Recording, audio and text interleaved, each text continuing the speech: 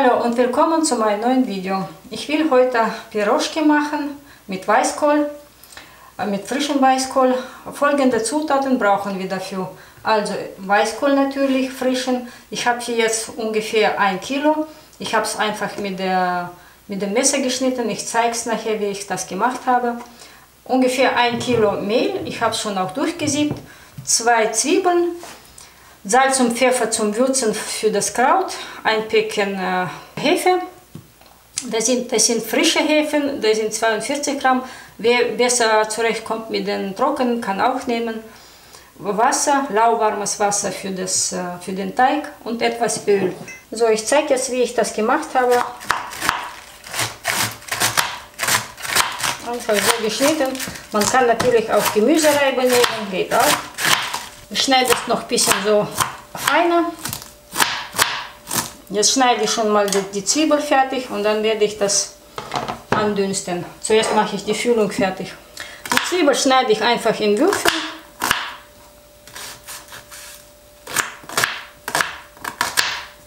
Also ich habe jetzt hier meinen Herd eingeschaltet, erstmal auf voller Stufe. Ist schon auch heiß. Ich habe mir so einen Topf genommen, ein bisschen hohen. Jetzt tue ich Öl rein, so circa 50 bis 60 Milliliter. Tue erstmal die Zwiebel anbraten.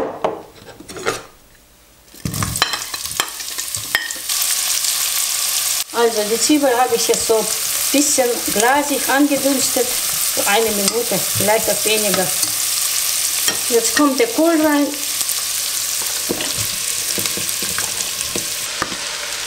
Ich tue jetzt etwas Wasser noch drüber. So ungefähr 100 Milliliter erstmal. Stell den Herd auf mittlerer Stufe und lass es so erstmal 10 bis 15 Minuten dünsten. So, es geht auch weiter. Meine Füllung ist jetzt am Dünsten und wir machen den Teig. Ich wollte nur sagen, die Piroschki werden wir in den Ofen machen. Die werden nicht jetzt in Öl gebraten. Zuerst tue ich ein bisschen Salz rein. Wie gesagt, da ist jetzt 1 Kilo. Ich habe das auch durchgesiebt. Ich habe einen Teelöffel Salz reingetan, habe mir etwas rausgeholt, damit ich jetzt nicht alles auf einmal tue ich nach und nach das Mehl. Jeder hat ja seine eigene Technik. Hauptsache ganz normales Hefeteig. Hier kommt nur Hefe, Salz und lauwarmes Wasser. Ich habe jetzt frische genommen, kann man auch trockene nehmen, wie so jeder so zurechtkommt. Tue ich jetzt erstmal ein bisschen Wasser rein.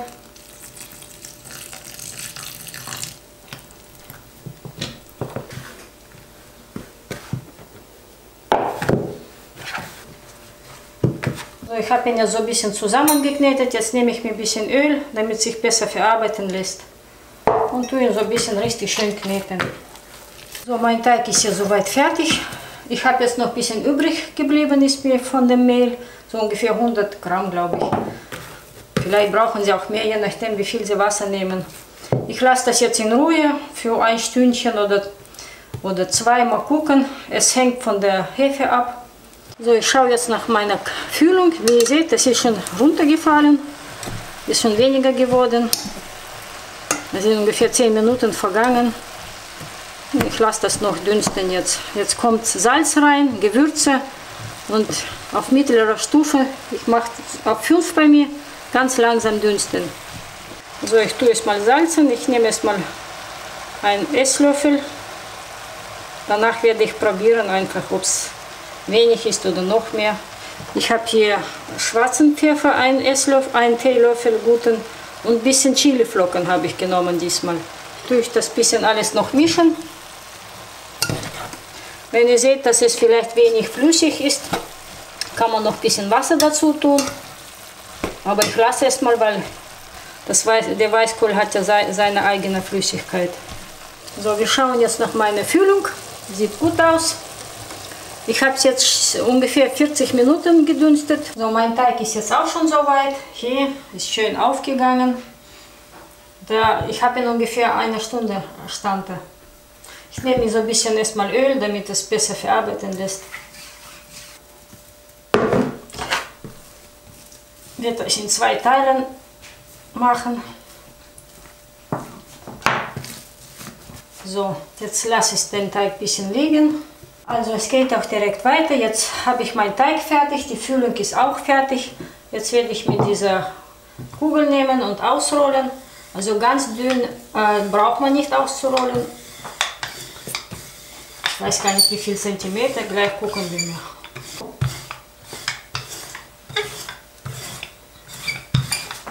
So, das genügt. So, ich schneide mir jetzt so Vierecke daraus. Die sollen auch nicht so klein sein.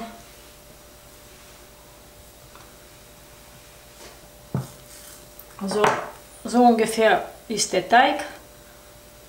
Muss sein. Also jetzt drehe ich sie um und da kommt die Füllung rein. So, nicht sparen.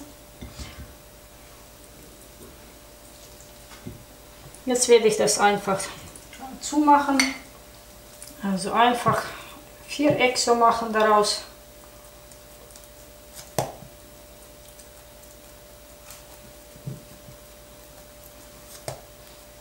Und so weiter. Also ich habe jetzt sie alle zusammengeklebt. Ich habe sie jetzt aufs Backblech gelegt und mit Backpapier ausgelegt und das mit Öl ein bisschen bepinselt. Jetzt kommt drauf ein bisschen Öl auch auf die Piroschki. Also das Ganze kommt jetzt in den Ofen bei 180 Grad und Ober- und Unterhitze für circa erstmal 15 Minuten. So, das kommt jetzt alles herein. Also ich gucke jetzt nach meiner Piroschki. Ich will den Ofen nicht aufmachen, damit der Teig nicht zusammenfällt. Ich erhöhe jetzt auf 200 und lasse sie jetzt fertig backen.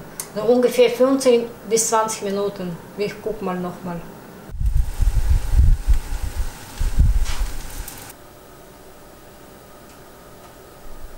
Ich habe jetzt meine Piroschki rausgeholt. Sie sind jetzt fertig nach einer halben Stunde.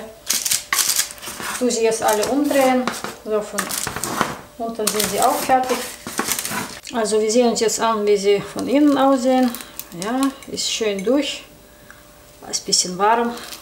Ah, schön. Also ich hoffe, das Video hat euch gefallen. Ich wünsche euch viel Spaß beim Nachmachen. Falls ihr Fragen habt, schreibt mir, ich antworte gerne. Guten Appetit!